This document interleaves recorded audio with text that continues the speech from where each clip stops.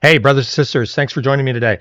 Today, a pretty big story hit the news. Today's the 21st of August, and I don't know if this will get big press. It should, but who knows? And so this is out of the New York Post, but it should be all over the place by the time you see this. Trump's massive 500 million civil fraud fine in Attorney General Tish James's case thrown out by New York appeals court. Who would have guessed? Because we keep hearing time after time, Trump's a criminal and we're going to get him. And Letitia James was going to take away Trump Tower and sell it out from under him and all this stuff because he's like the worst criminal in the world. Well, before I read the story, I just want to get my 2 cents on that. There's a few things that really bugged me about the Democratic Party, but one of the big ones is their weaponization of the Justice Department against Trump. It was completely unlawful, and I really do hope that Trump investigates the lawfare and goes after the perpetrators of it, because I think it was completely illegal. So people that say Trump is a criminal and all that, and let's actually look at that for a second. Every one of those cases was brought in a heavily Democratic state and in a district that nobody in that district voted for Trump. They're all pretty much in New York, I think. And so New York is very anti-Trump. Every one of these cases is really weak. If you actually look into every single case that has been brought against Trump, they're very, very weak cases that really wouldn't hold up anywhere outside of New York. They're all going to fall apart on appeal because it was just a big stitch up by the Democratic Party against their political opponent. This is what Russia used to do. This is what banana republics down in South America used to do. You would take your political opponent and throw him in jail so that he couldn't run against you. And you know what? Europe is doing that right now. In Germany and in, was it Romania? They're doing similar Russian tactics to stifle the opposition that people want. And so that's what we'll see here. I do expect Trump will eventually unwind all of these cases against him. None of them are final because he's got them all on appeal, the ones that he lost. And I do expect that the appeal courts in these states will find in Trump's favor, or the Supreme Courts in those states. So these aren't even federal cases. These are all state cases. And so Trump cannot just throw them out of hand as president as their state cases. So he has to work through the process with the states. And again, all of these were unjust, trying to stitch up a political opponent. So they should all be thrown out. They're very, very weak. And anyone who disagrees with me, feel free to tell me in the comments why. I'm happy to have that discussion with you. Now, if you just call me names and say I'm an idiot, then maybe not. Maybe I'm not so happy to have that discussion with you, so I'm not going to bother. But if you've got a lucid argument about it, then yeah, I'll be happy to talk to you. But again, the cases are so weak. And I'm not a lawyer, but they're so weak they should never have been brought. All right, so let's read this. Trump's massive 500 million civil fraud fine in AG Tish James's case thrown out by New York appeals court. This is by Ben Kochman, Priscilla DeGregory, and Peter Senzamichi. I hope I said that right. And it's from today, August 21st. President Trump won a huge victory Thursday when a New York appeals court threw out the massive more than 500 million fine he owed in the Attorney General Letitia James's business fraud case.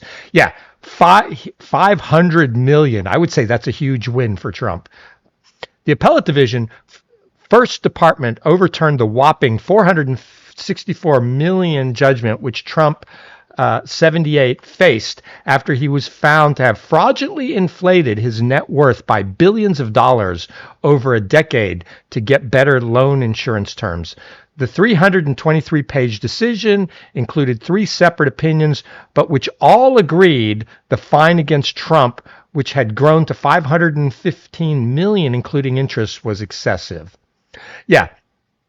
So, and remember, this is a case where they used consumer protection laws to say that Trump had defrauded the bank and then, so in effect also the state by inflating the value of his property. All the experts in how this is done said this is just normal, and those laws were really created to protect financially unsophisticated consumers from being taken advantage of. This was Deutsche Bank. This loan was probably personally signed off on by the CEO. They have their own risk management team that goes in and does their due diligence and says if it's worth doing the loan or not. They look at the risk, and Trump paid it back with interest. So it's hard to really see who the real victim here is. Deutsche Bank said they were happy with the arrangement. They were happy with the money that they were paid back in as interest, and that they would give Trump another loan in the future.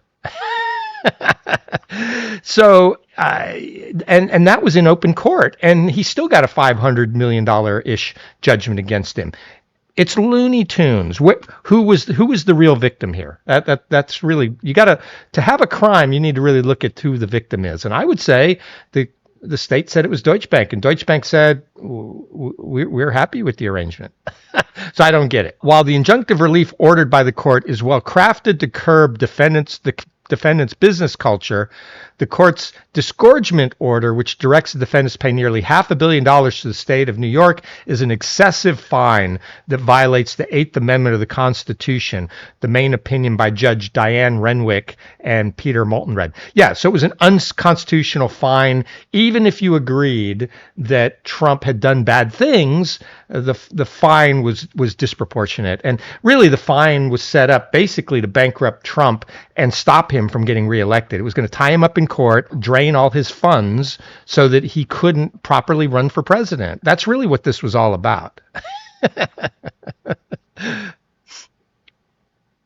Still, the 5-judge panel kept in place a ban on Trump and his 2 eldest sons, Trump Jr. and Eric Trump, from running a company in New York for several years.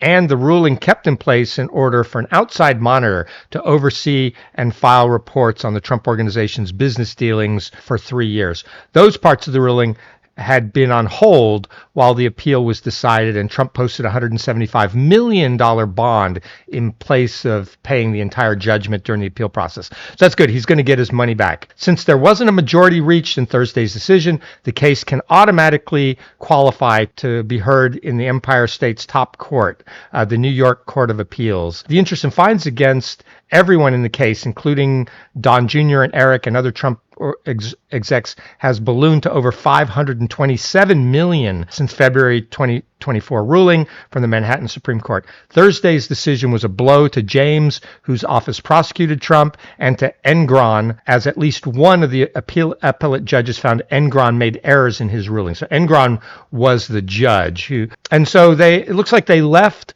the meat and potatoes of the case intact, but just dismissed the fine. The judge and the DA or the Attorney General were just too greedy. If they had gone with a reasonable fine, they might have got away with this. But the $500 million is just something nobody could stomach, even a New York court. And so the case is not done. He hasn't actually won, but I do expect that he will eventually win this on appeal to the higher court. But we will see, because I do think it's unjust. But it's just stopping him from doing business in New York. He'll just have his businesses incorporated in other states and do work in other states. So it's not a huge problem, and same for his sons. And I don't know how long his sons are barred, but eventually the time will expire on this. It was the big fine that was really the big problem, and Trump's not doing business for the next 3.5 years anyway, because he's the president. But it will impact his son's ability to do business in New York. James accused Trump and others of carrying out a staggering fraud, but the Republican commander-in-chief maintained his innocence, claiming that he was targeted out of the AG's politically motivated prosecution. Ed Martin, Trump's political weaponization czar, called for James to step down as the Empire State's top lawyer after he launched a probe into allegations she had committed mortgage fraud herself on a Brooklyn townhouse and a Virginia home. Yeah, it's the pot calling the kettle black. Very similar things to what she said Trump did, she is now accused of doing herself. So we're going to see how that all works out. Martin, the director of the Justice Department's Weaponization Working Group, even showed up outside James's multifamily residential property in Brooklyn last week. I'm just happy to be on the block looking at houses, Martin told the Post at the time. I'm just looking at houses, interesting homes. It's an important house. The appeals court decision follows a theatrical 11-week trial that threatened to derail Trump's image as a real estate tycoon and brand him a fraudster as he campaigned to regain the White House. Yeah, this was in the middle of the campaign. Here's the judge. This was 100% election interference, is what this actually was. Let's just call it what it was. Trial evidence revealed that Trump secured cushy interest rates between 2011 and 21 after goosing up the value of assets like Big Apple penthouse and Mar-a-Lago estate on financial papers. Trump businesses falsely claimed that his Trump Tower triplex was 30,000 square feet rather than its true size of 11,000 square feet, and used the phony figures to pump up the pad's value to $327 million in 2015 after claiming it was worth $80 million just 4 years earlier. Trump also valued Mar-a-Lago at $517 million on a financial filing, despite his own tax broker admitting listing the palatial estate at a market value of $27 million in 2020, a witness revealed.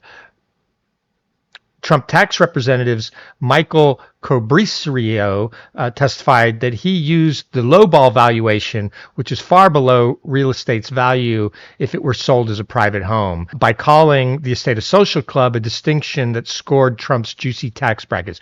Yeah, Mar-a-Lago was never worth $27 million. So anyone claiming it was worth $27 million, they were definitely playing some games there. But I don't know if it's illegal or not. Well, obviously, the New York court felt it was. The deed for Mar-a-Lago bars Trump from selling the estate as anything but a social club, trial evidence shows. Trump nonetheless told banks and insurers that the Palm Beach estate was worth $517 million and boasted during the trial that it was actually worth $1.5 billion. Oh, yeah, Mar-a-Lago, if you look at the pictures of it, it is easily worth $517 million. Now, I don't know if it's worth $1.5 billion, but I bet he could get $517 million with it. So the other number of the lowball number of $27 million is crazy. And it looks like here's the judgment from the court, but I'm not going to read that. You guys can go back and read that later if you want. Trump nonetheless told banks and insurers the Palm Beach estate was worth $517 million and boasted during the trial it was actually worth $1.5 billion, which would make it 4 times more valuable than the most expensive private home listed in the country. The frauds found here leap off the page and shock the conscience, Engoron wrote in his ruling.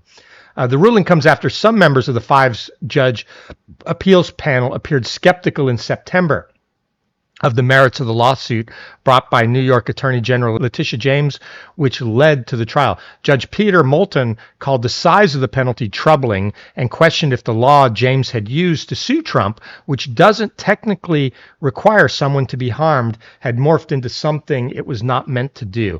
The case roiled the soon-to-be 47th president, who chose to leave the campaign trail for several days to attend the trial, calling the proceedings a political witch hunt and insisting he did nothing wrong. Engoron and James are both elected Democrats, and James campaigned on a promise to investigate Trump, calling on the then president a con man and a carnival barker. Yeah, so just that in itself, this prosecution was politically motivated. She ran on getting Trump for something before she was Attorney General. Trump's lawyers argued that the case had no victims and that sophisticated companies like Deutsche Bank did their own research before entering into deals and were fully paid back. All of that is true. But James' office argued that Trump's fudged financials were nonetheless harmful to the marketplace as a whole, and Enron agreed. The next group of lenders to receive bogus statements might not be so lucky.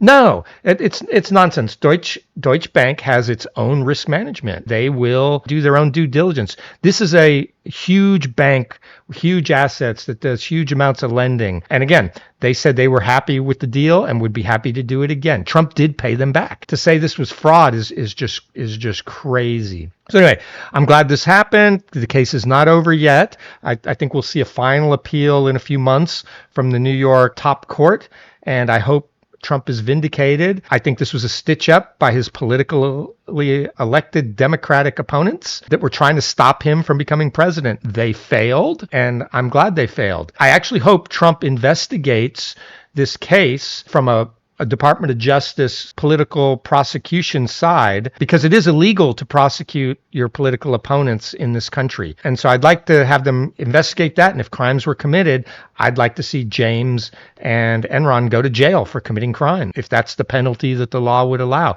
because we need to not do this again. It's not about Trump weaponizing the Department of Justice against them. They've already done it. They drew first blood. Now that they've done it, they need to be taught a lesson. Don't do this again, because it's going to come back and bite you in the ass. So that's what I thought. If you liked it, give me a like and a subscribe. If you don't like it, don't watch me, or tell me what I got wrong here. Thanks. Bye.